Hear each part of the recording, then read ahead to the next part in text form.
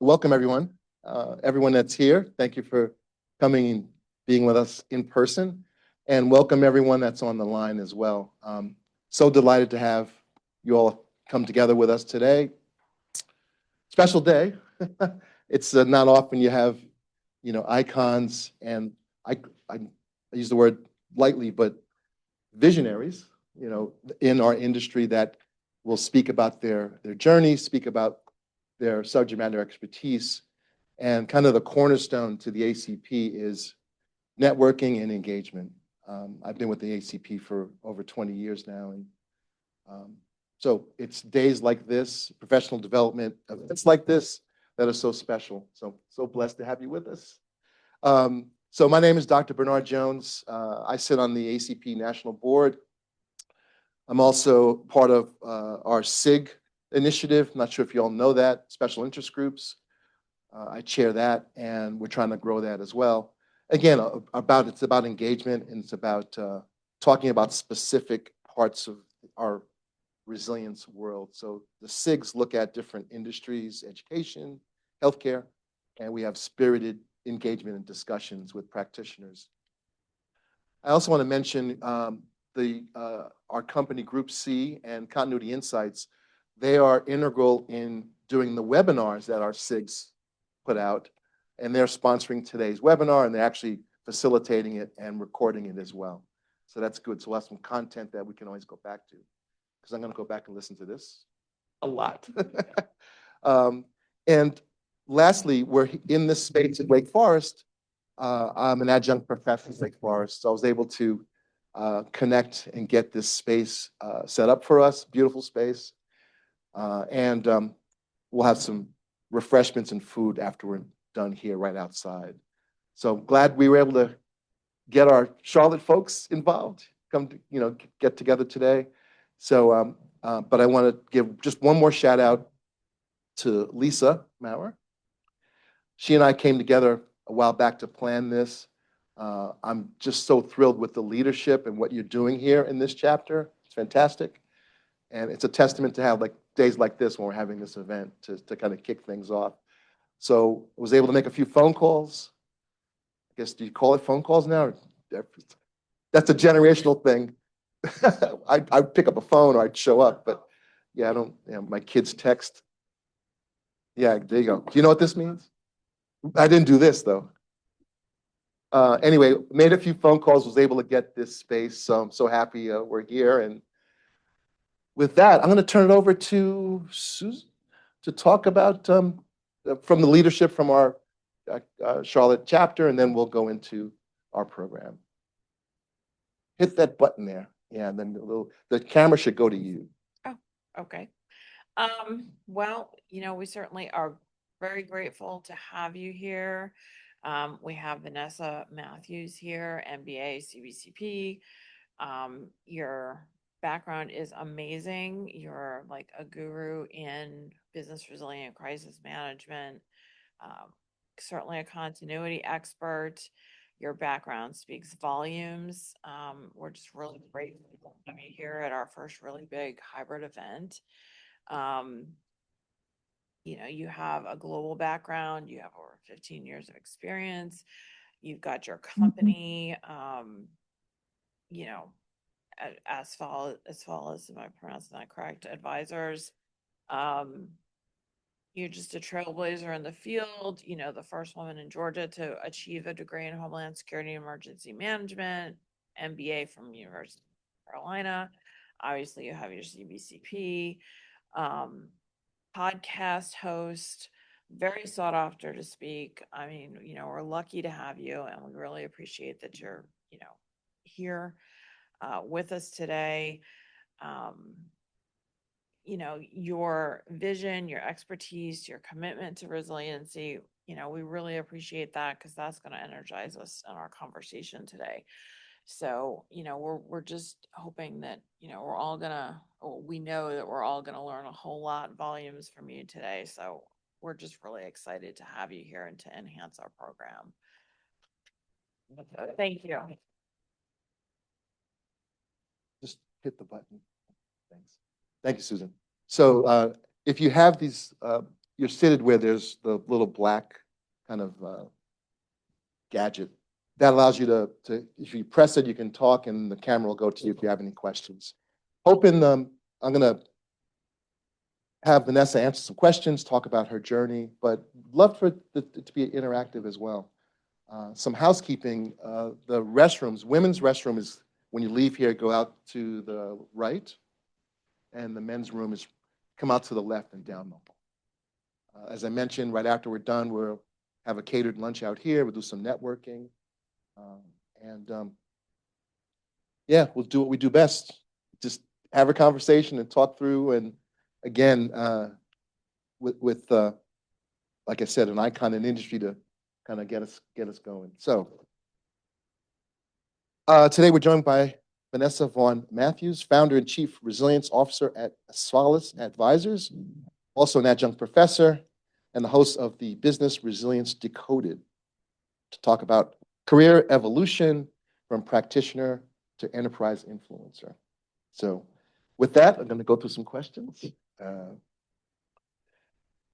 You talked about the perfect storm in Atlanta as the spark that led you into crisis and resilience work. Can you take us back to that and that day and share one idea about career purpose that still guides you? Well, good afternoon, everybody. Good to see y'all. Some of you I know, the Lowe's crew is my home. So I'll give a little bit of background, and thank you for reading the bio and stuff. You're the first person to call me an icon, so I have to go home and tell my mom, because I was like, wow, really? Okay. So I started my career in local government. I worked for the city of Atlanta, city of Savannah, doing emergency management work as an intern. And it taught me what I didn't want to do, which was sit behind a desk and write plans all day. I got to get outside. I have to talk to people. That's just my whole personality.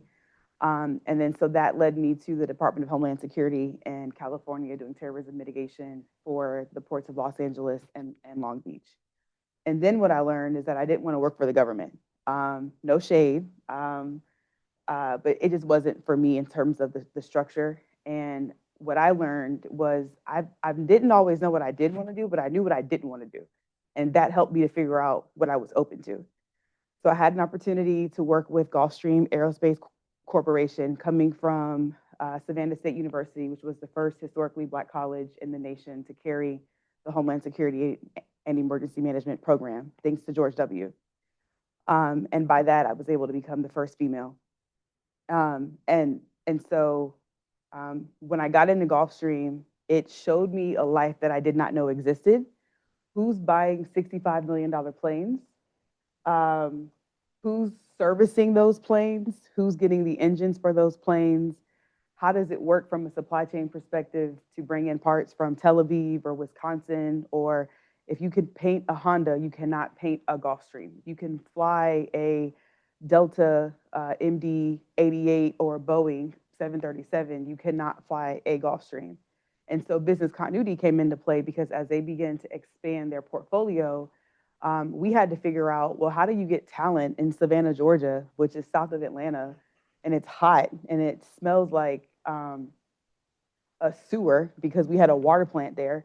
How do you get people to come in and build with the city? So we even had a role from a business continuity standpoint. We had a role with workforce development and HR to attract and recruit the right talent. So anyway, left Gulfstream, and Lowe's found me, and I came to Lowe's. So I've been knowing Ian since I've lived in Charlotte. Tiffany, Sweta, like the whole team. And Lowe's was the company that had the values that I was looking for and the diversity of the team. I would have probably still been at Lowe's, but my time was just there, and my faith was just like, it's time to go and go run your, business. But so anyway, so Lowe's has been a great partner through that journey that I walked you through. In 2008, I was sitting in my car in the city of Atlanta. One person lost their life, 50 people lost their homes, was the outcome. But I was sitting in the car, beautiful day. The wind was nice. It was a day in April. And all of a sudden, there was this loud pounding sound on my car, which I later found out that it was hail the size of my phone. and there was this black substance or debris that was starting to funnel my car.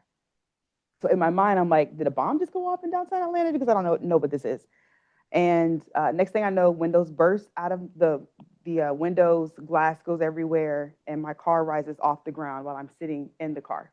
And there's dumpsters, there's cars, there's billboards, there's just stuff that I can't even describe that was just floating around and flying around. And all I was thinking was, I think I'm gonna die. That's just no other thought. And it was the first moment that I realized I was not in control, and there's literally nothing that you can do. Even if I had a plan, it went out of the window. Before the car rose off the ground, there was a light pole to the right of me adjacent to my car. And there was a woman who was bear hugging that light pole for her life. And I remember her legs were just swaying and she was holding on with her life. So getting out of the car was not an option. So I'm a person of faith. I prayed. I was like, Lord, please drop the car. I don't know what I did. We can talk about it later. Drops the car. And I later found out that I was in a tornado with 135-mile-per-hour winds. It was the first tornado to hit the city of Atlanta. One person lost their life.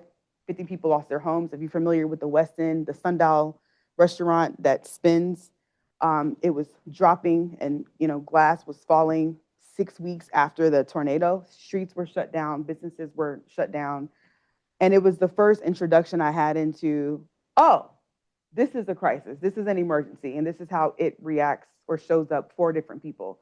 And so after that, I'm home for summer break.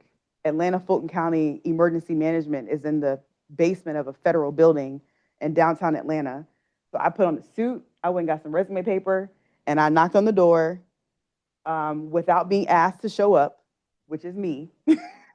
And I said, y'all need help and I will help you for free. You don't even have to pay me, but I just want to get my experience because I almost died. There were no sirens, there were no warnings. Law enforcement and firefighters didn't even know where to tell you to go. Downtown Atlanta, for those of you who are familiar, there's a place called the Underground, and it's like a club. Well, I was not even of age, so you couldn't get into the Underground, which was probably safe. And that same day, the SEC championship was being played at the Georgia Dome. The roof ripped off the Georgia Dome in the middle of the game. 70,000 people start running outside who speak different languages, who are not from Atlanta. And again, no sirens and no warnings. And so it was really my firsthand experience into the chaos that can be created, but also in a city where you don't know what you don't know because it's the first. So how do you handle that? So that's really the passion that was created for me to really have a care and some understanding about the space that we're all in. Gotcha. Great. Perfect storm. How appropriate. Sorry for that incident, but so happy that you took it upon yourself to go in that career path. So I think the next question here is what keeps you here? After years of being in the field, what do you feel is fresh about resilience and what's your why today?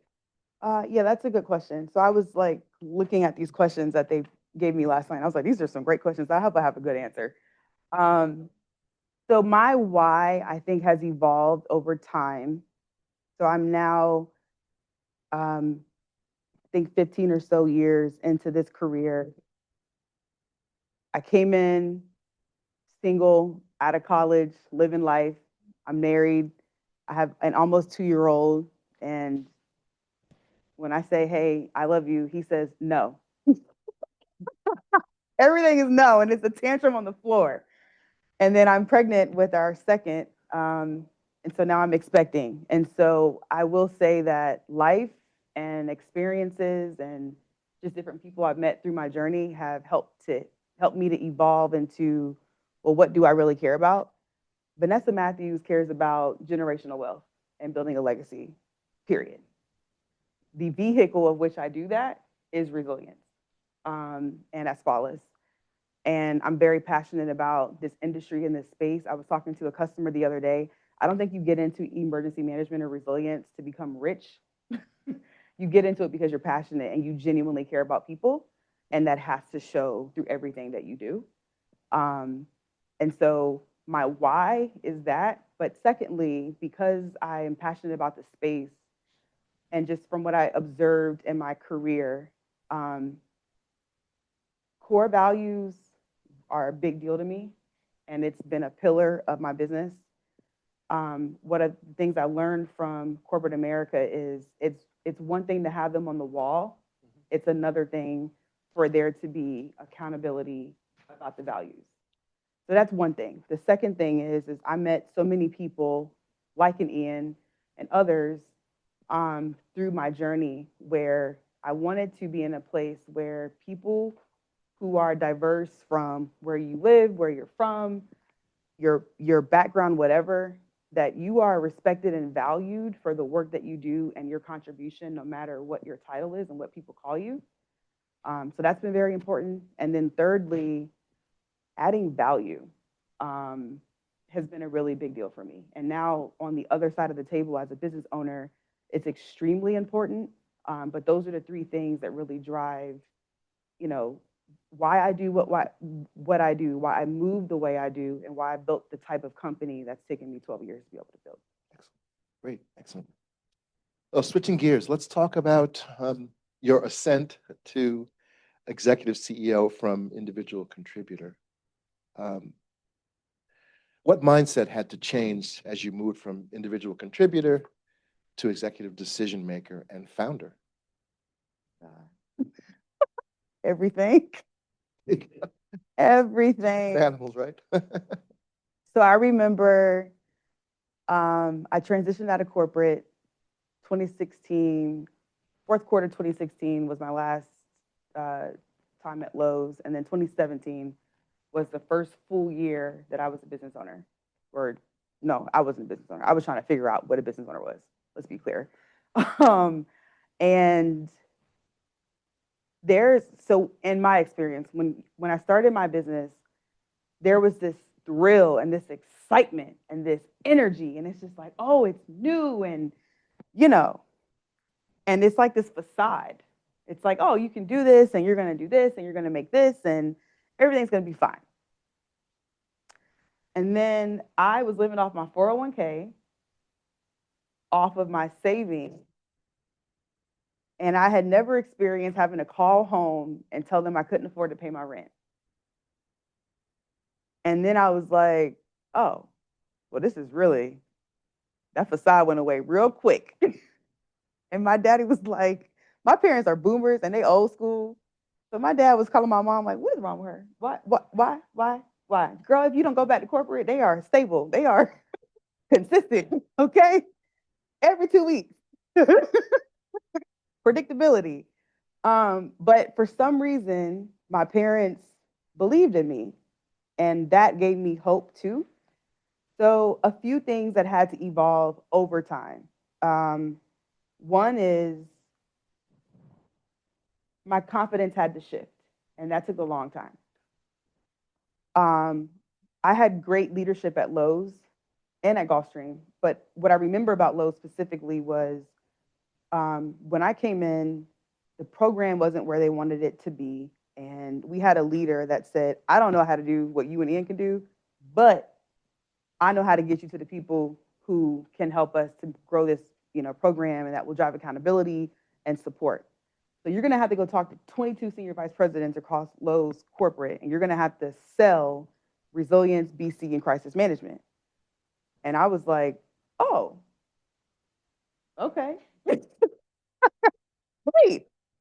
So you're going to have to make it work for finance, for risk, for, omni-channel, pick a leader, because they all care about something different. So Lowe's gave me the opportunity and Gulfstream to sit in front of decision makers, so I understood the profile. But when you're out on the other side, I borrowed the Lowe's brand. With Asfalis, I had to build my own brand. Nobody cares about my brand because it's like, I know Lowe's, I know Home Depot, I know Lowe's. Asfalis, what is that? So that took a lot, and it took the confidence for me to say, if I'm going to meet with this leader or if I'm going to ask them for time, and they say yes, you're supposed to be there, you belong there. But it took a long time for me to realize that in my brain. That was one thing. Something that I think has happened over time, probably over the past 3 or 4 years, I had to change my question when I'm presented with an obstacle or an opportunity. Instead of asking how, I have to ask who. And that's been a huge shift. My job is not to figure out how we're going to do it. My job is to figure out who can help me deliver on what is being asked. And the team has to figure out, well, how are we going to be able to do this? I think thirdly is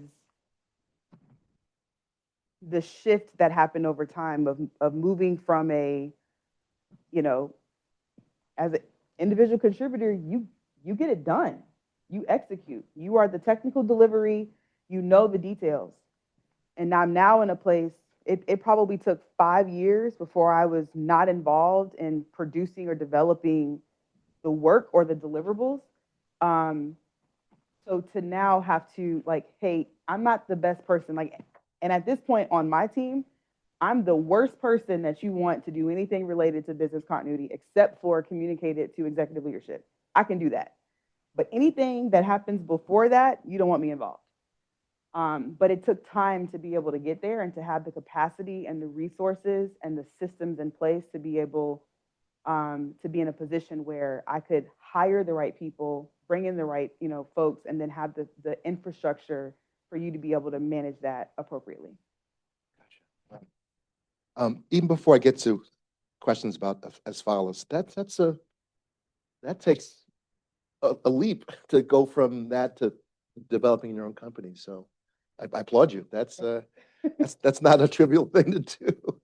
So one question before we go to Asfalis.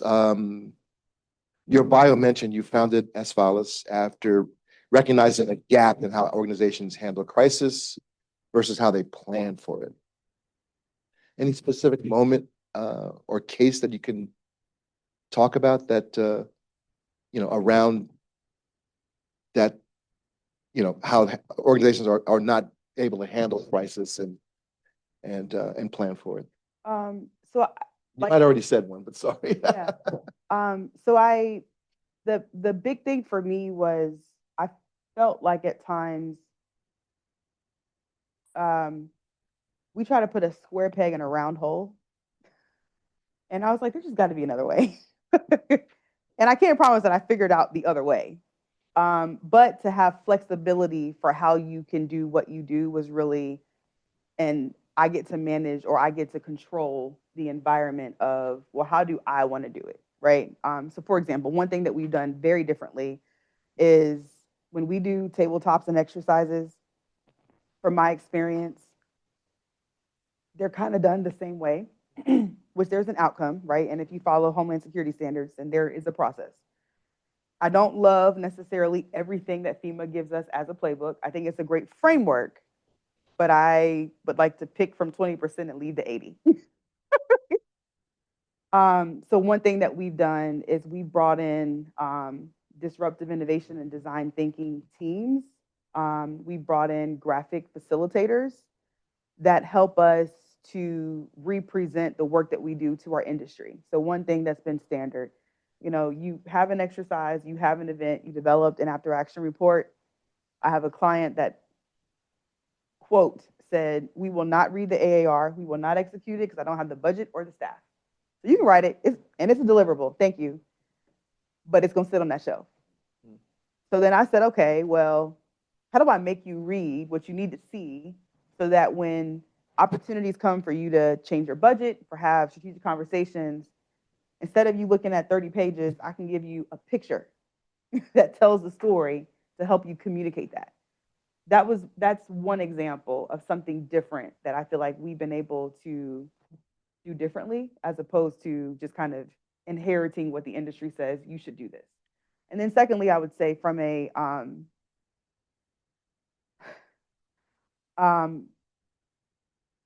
the certifications. I think that we have an opportunity to evolve those. Our industry doesn't change a lot, and I don't like business changes, but our industry does not.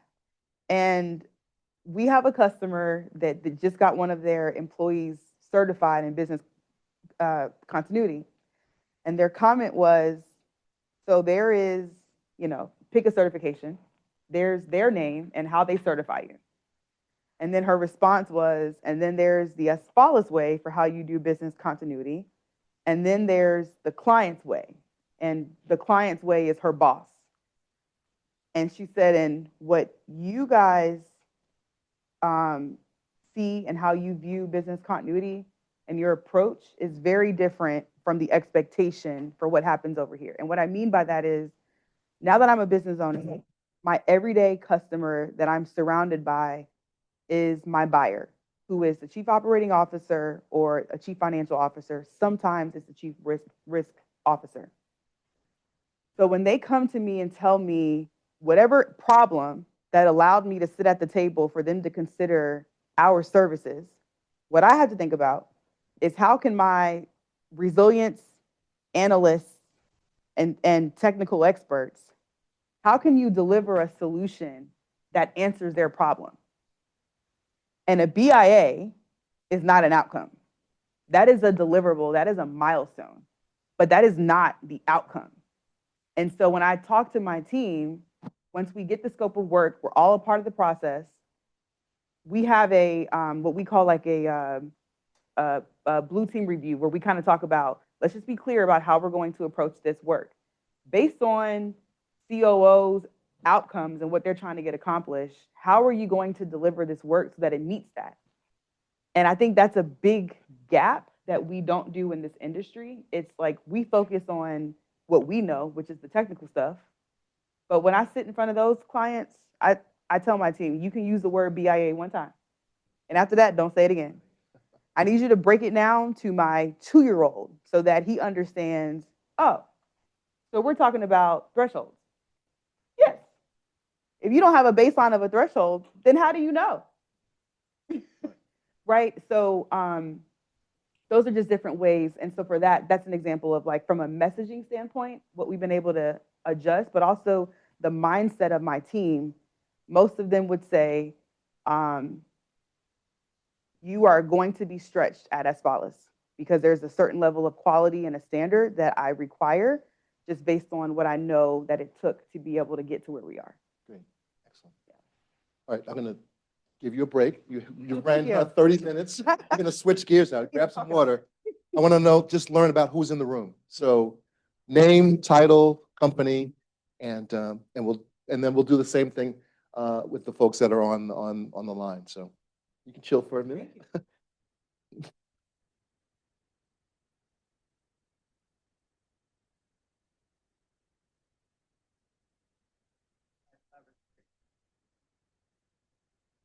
Hit the button if you can. Oh, you got go do it again, Sue. It's all good. Sorry. No worries. Susan Lounsbury, I am the Global Program Manager for Enable, which is a mid-sized cybersecurity company. That's me. I think it'll find you. Oh, sure is. I'm Tiffany Puckett. I'm the Senior Analyst in Business Continuity for Lowe's. I'm Shweta Patel. I'm a Director of Business Continuity for Lowe's. Beautiful. A lot of Lowe's. Love it. Hey everyone, Mike Kibler. I'm a Business Resilience Program Manager at Netflix. Paul Gibson, Senior Vice President, Disaster Recovery at Regions Bank. Just real loud. All right, we don't have a button. Hello, everyone. My name is Dean Wright. I work as a business continuity professional for Central Piedmont Community College, just down the road from here. Hello, everybody. My name is Joshua Wilson, and I serve as Director for Business Continuity, also at Central Piedmont Community College. We'll go. Chris Servia, independent right now, currently looking for a new job position. Here.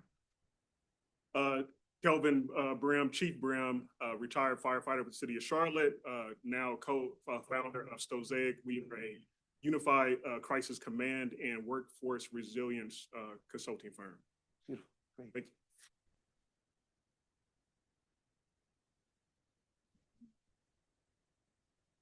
Thank you. I am Lisa Moore. I am field yet, but I am currently the president of the North Carolina ACP chapter.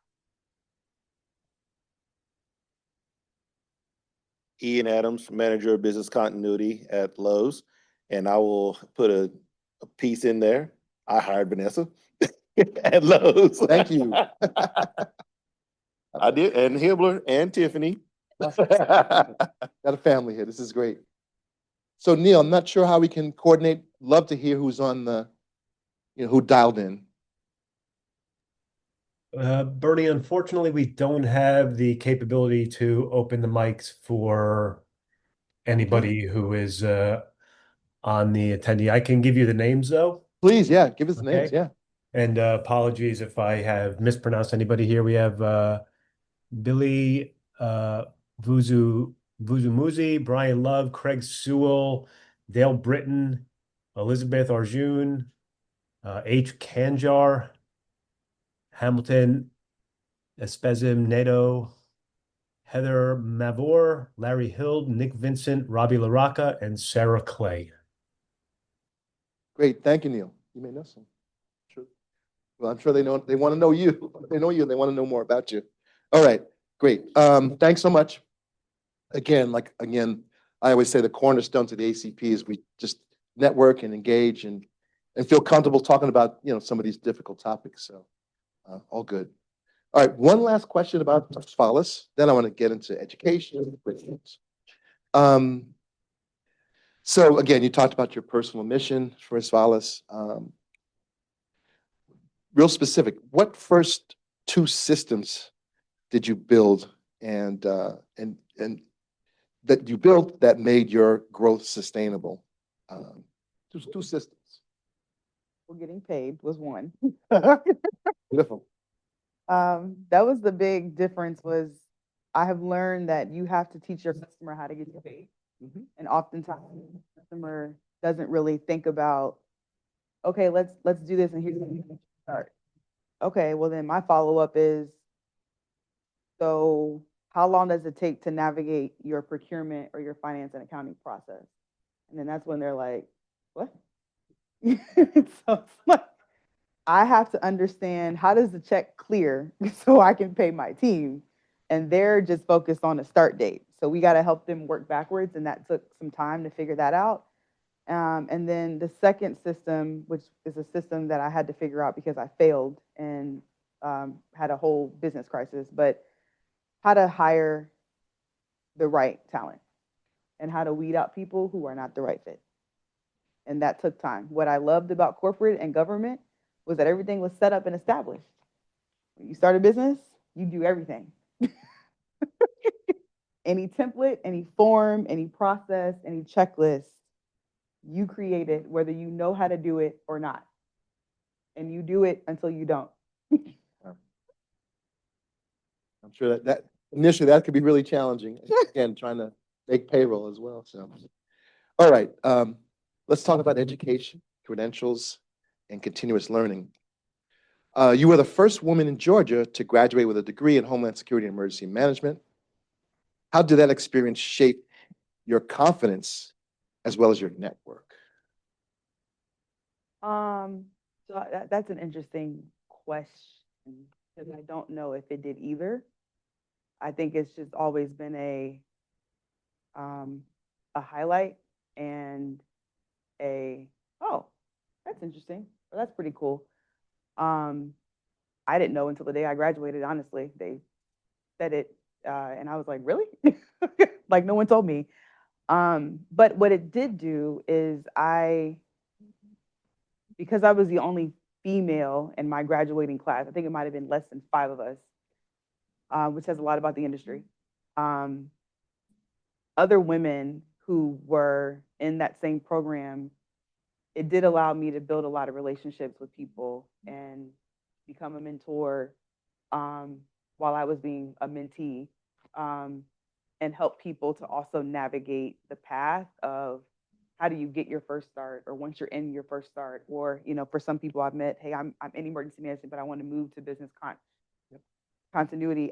I've been able to have good relationships with people to help them to kind of navigate that. Good.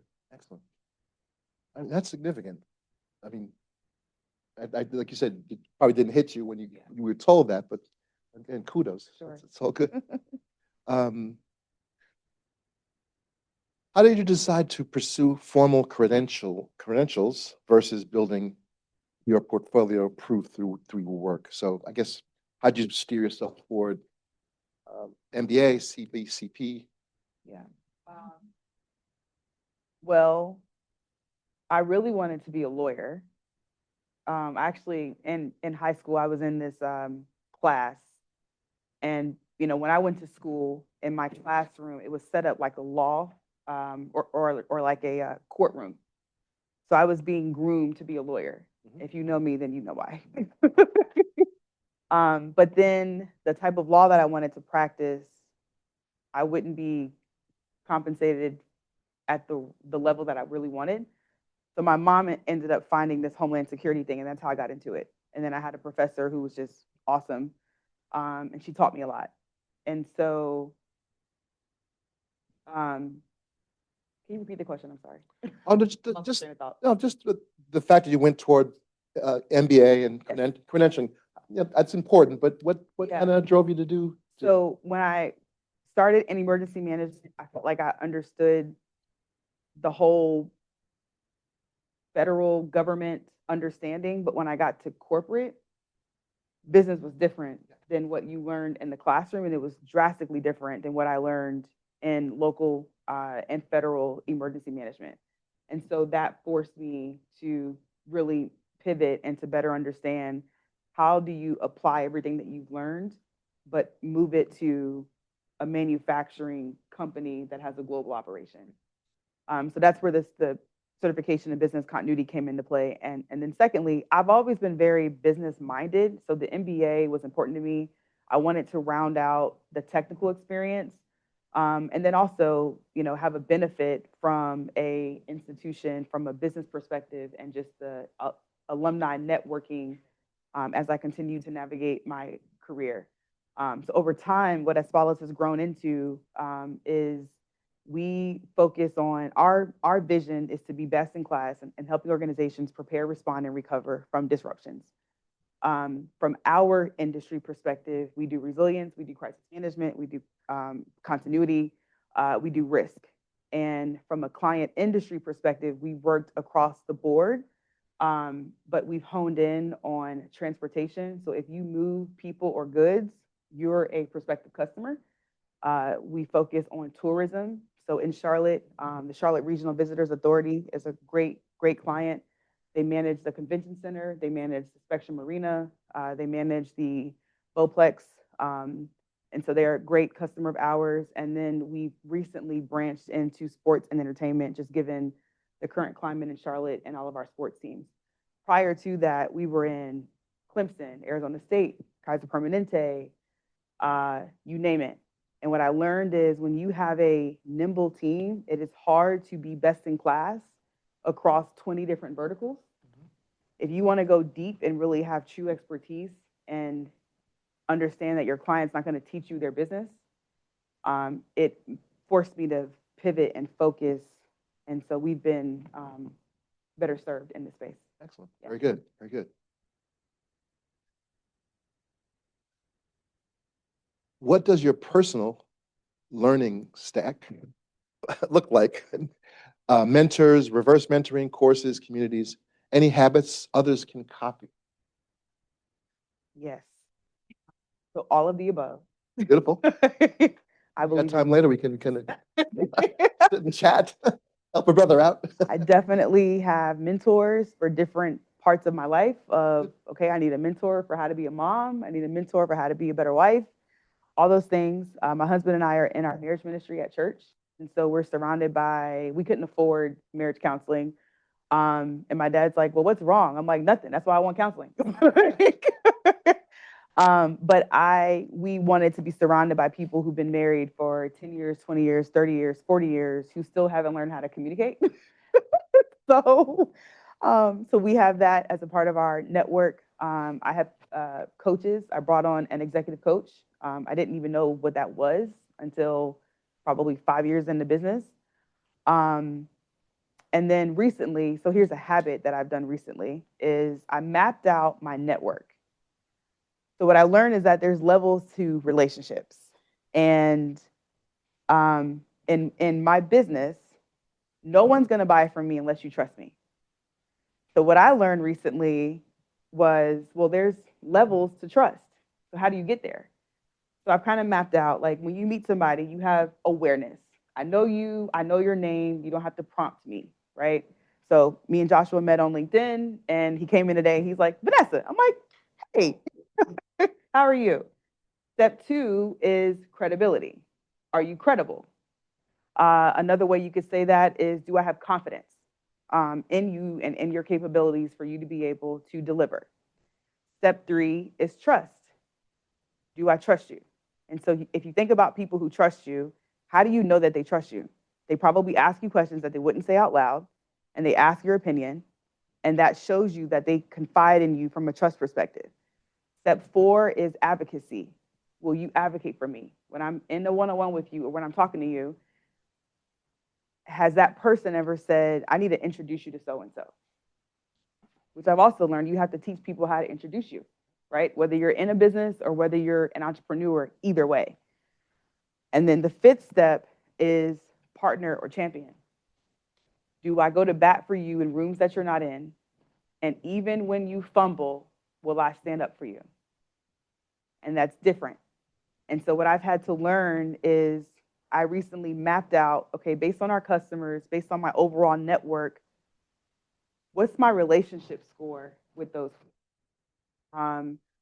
And that awareness has been super helpful. It's taught me where I need to be more intentional, where I have some gaps.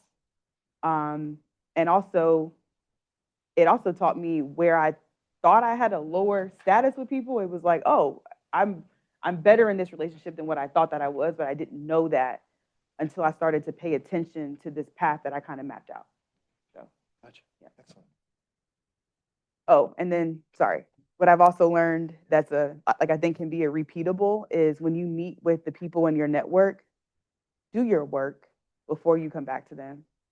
I have learned from mentors, hey, if I tell you to go talk to somebody or reach out to so-and-so, don't schedule a follow-up one-on-one until you did it. That's just fair. Yeah, exactly. Okay. Owning your own voice. As a professor and speaker, how do you keep your message consistent across classrooms, conference stages, clients?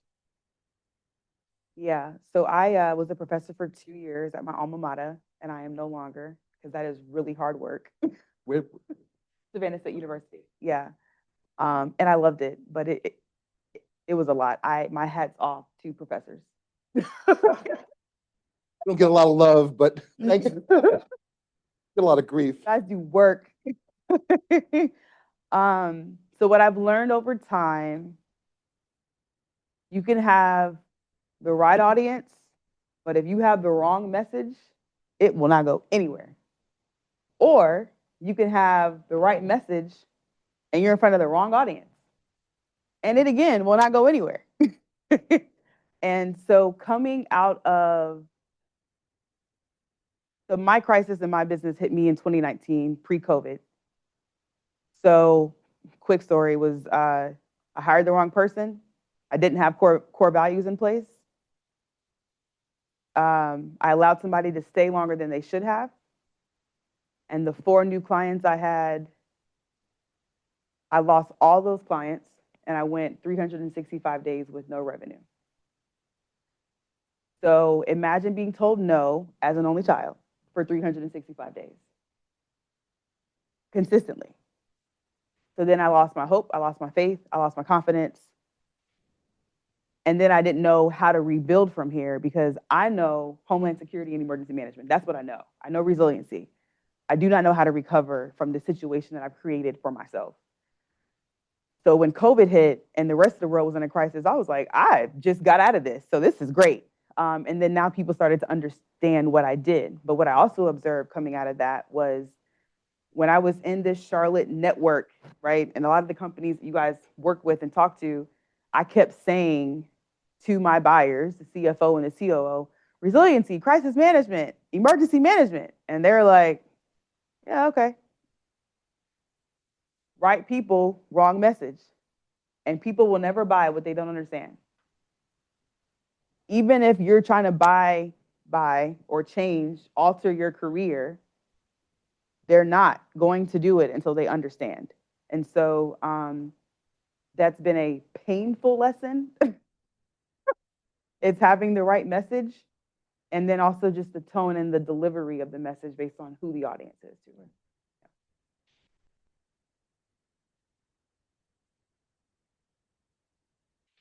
Mentors versus sponsors. Who sponsored you at critical inflection points, and what did you do to be spontaneous? Oh, I'm sorry, sponsor already. Excuse me. Yeah.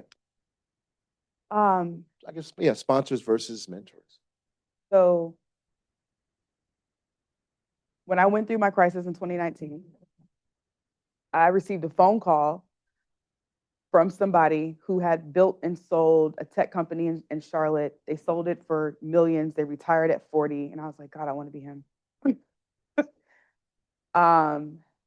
And he called me one day and said, hey, so I actually met this guy from serving on a panel at University, North Carolina, Charlotte, probably 3 years before this phone call came.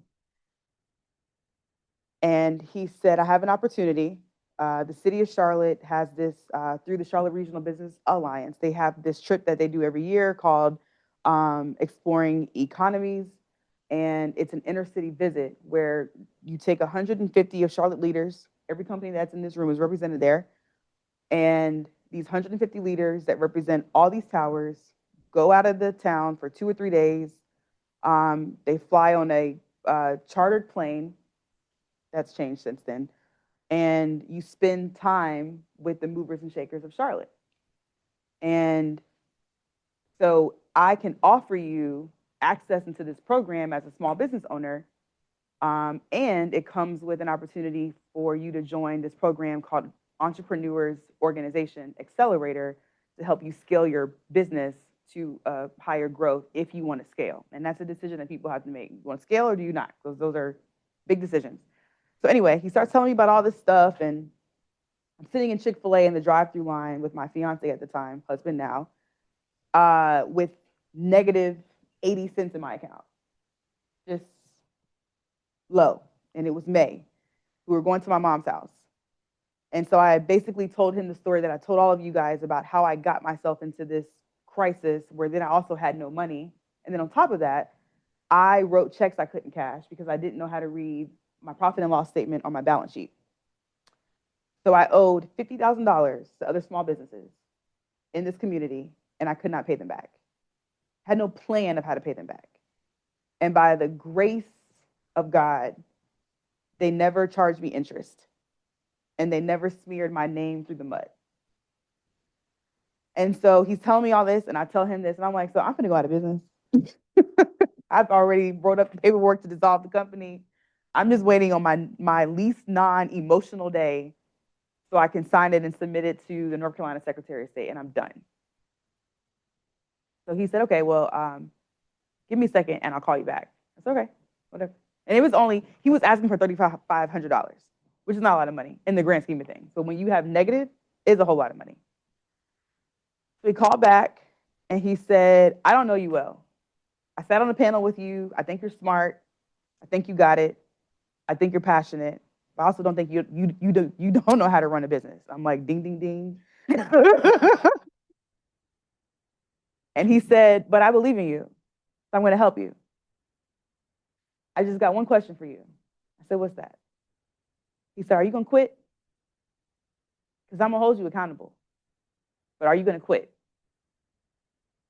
And I was like, no. He said, okay, so here's what we're going to do. I'm going to talk to you every day. And every day, I'm going to coach you on how to rebuild your business. So what we started with is there's this book that I read, and it basically talked about like your success network, right? So it goes back to those champions and blah, blah, blah. And So I had to write down who is my network in Charlotte and who are the people who love Vanessa, no matter their title, but who are they? Where do they work?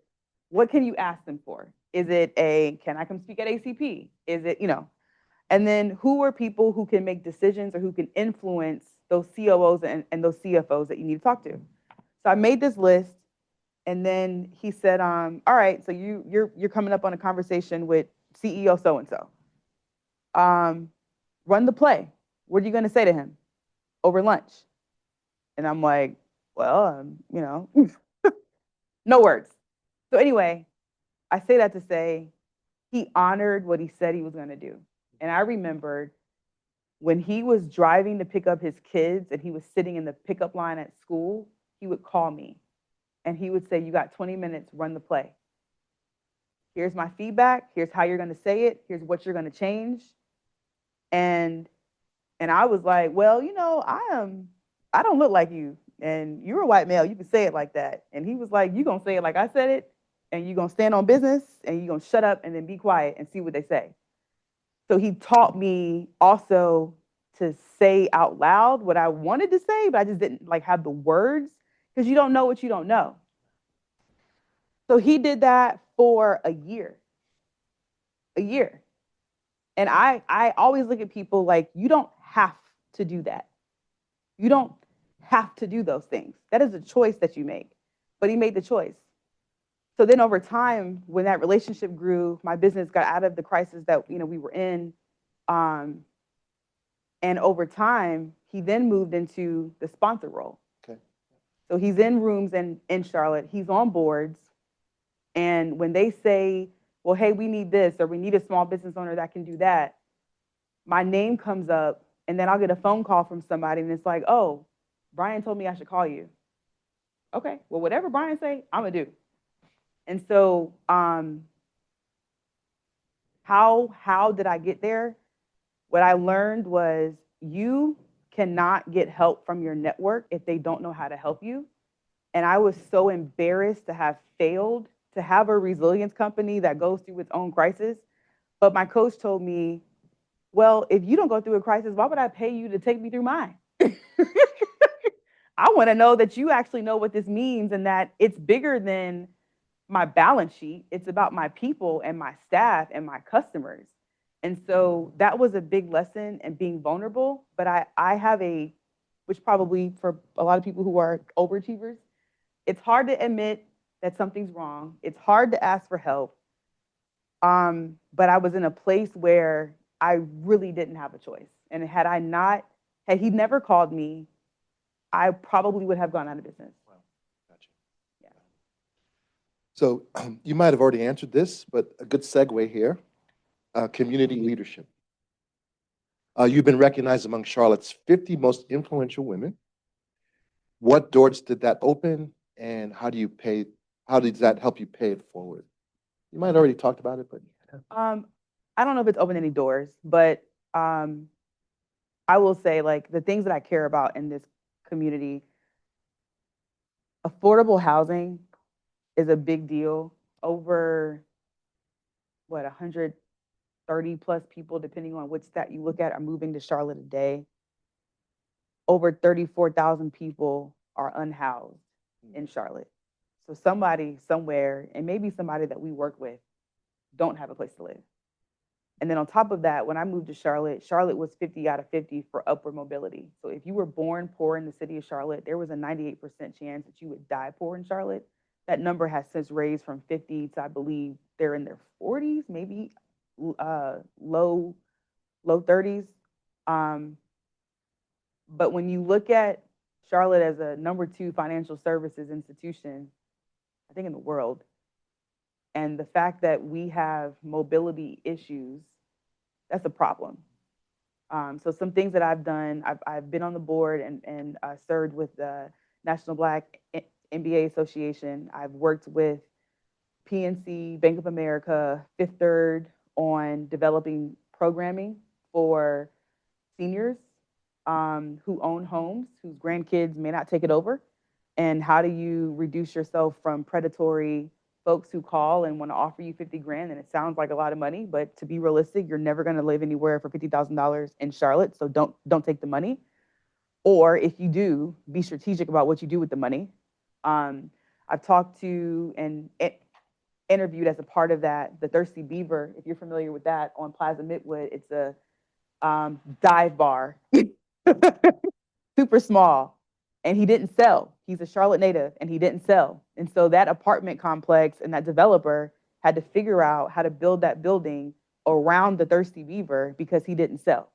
And so talking to him and getting him to share in front of seniors and other people who are from Charlotte, those are things that I'm super passionate about, as well as our next generation. My husband and I are very involved in our neighborhood association. He's the vice chair of our neighborhood. So from a public safety and security perspective, we live in District 2, so we're on the west side of Charlotte, one of the last remaining African-American neighborhoods that we hope won't be demolished because of development.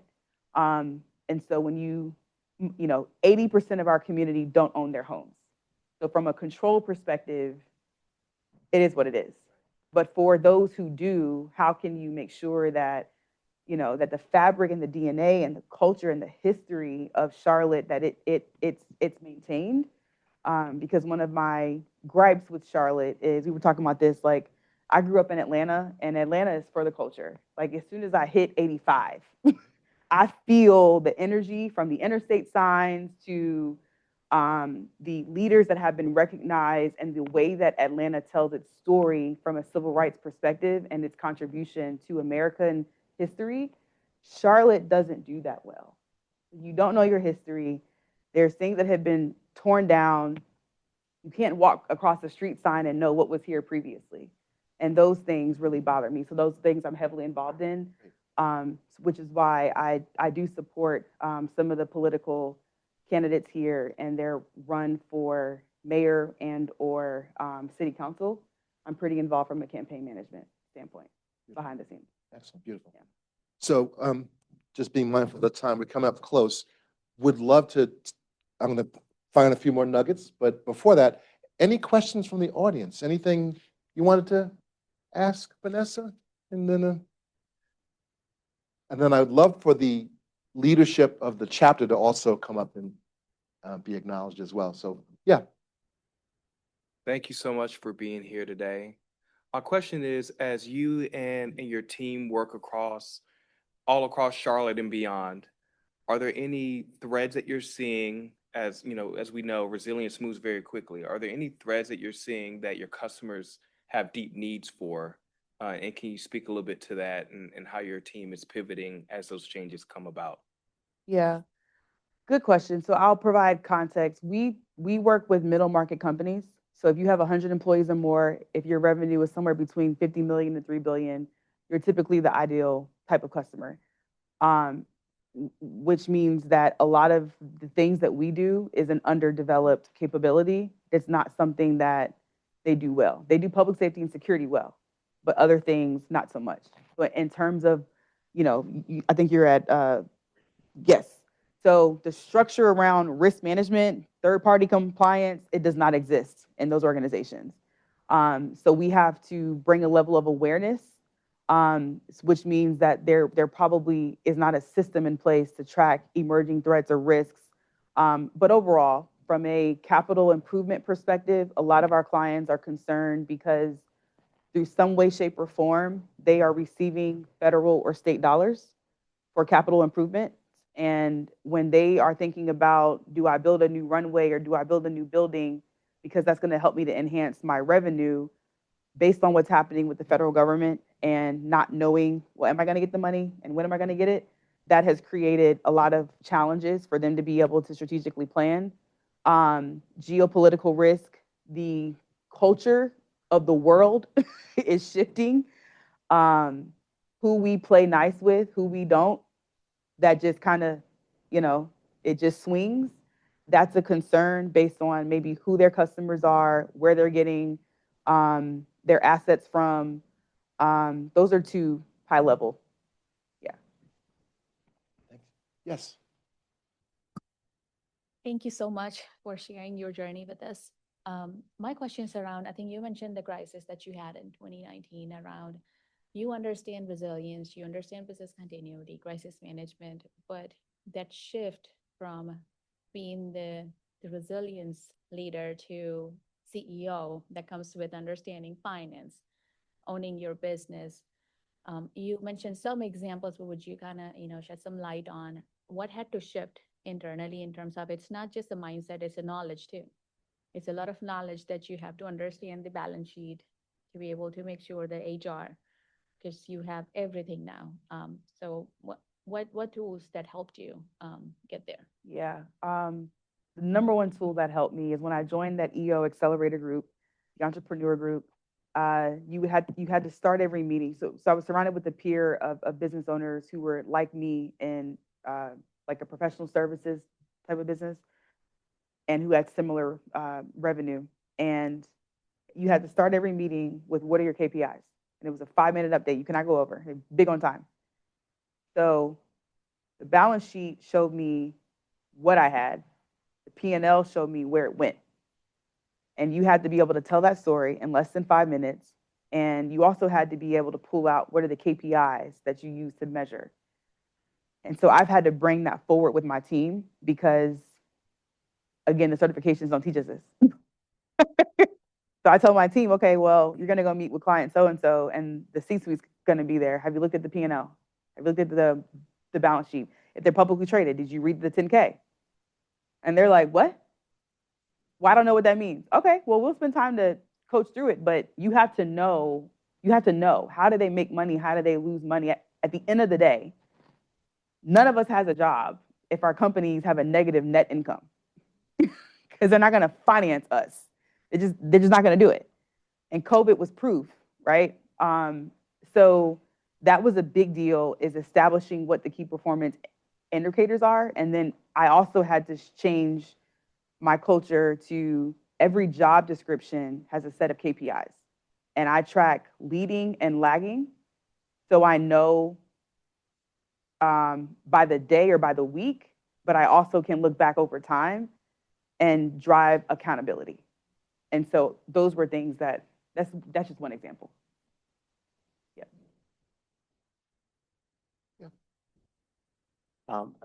Appreciate the candidness, the candor.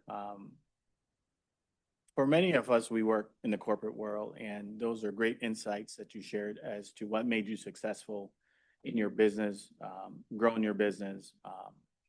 But for us, working in the corporate world, what would you suggest, or what insights could you give us to help us to drive programs in the corporate setting? Because for a lot of us, what we're facing is that, we get to a certain level in the corporate world from a resilience point of view, but we're still not at the table or at the point where we're making some of these strategic decisions for the companies that we work for. For instance, it's still some of the technology leaders making some of the great decisions, some of the risk leaders, CISOs making decisions for organizations. So what would be your suggestions or some feedback you could give to us in the corporate world to get to that table, so to speak, to be an influencer, not just from a personal business, but from a corporate setting? Yeah, that's a great question. Because my own experience in corporate was that, even though I wasn't at a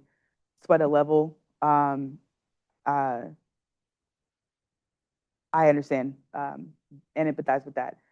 I think for me, the number one thing that it comes down to is, so I'm going to put, I know my role, I know my capability, I know how to show up, I know how to execute. That's the floor, right? That's the expectation.